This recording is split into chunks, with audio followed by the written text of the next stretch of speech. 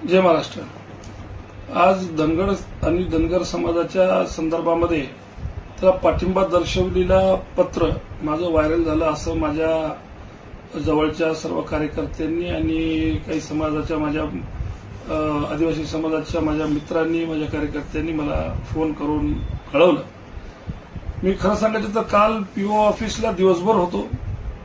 बऱ्याचशा आदिवासी समाजाच्या लोकांचे प्रश्न मार्गी लावले आणि रात्री 12 वाजेपर्यंत मी माझे आमदार माझे सहकारी आमदार टारपे साहेबांच्या सोबत मी 12 वाजेपर्यंत रात्रीला नंदगावला होतो, किनवट माहूरच्या दौऱ्यावर होतो। आज सकाळपासून मी नांदेडचे अनेक बैठकीला उपस्थित होतो। त्यामुळे मी पत्र हे जाऊन कुठं देणार आहे आणि कुठं सांगणार आहे। त्यामुळे हे कुठं ना कुठं तरी एक माझ्या विरोधकांनी मी बऱ्याचदा कोऱ्या कागदावर सह्या करत असतो किंवा मग एखादा स्कॅन केलेला प्रकार असू शकते, पण मी असलं कुठलेही कृत्य काही केलेलं नाही आहे।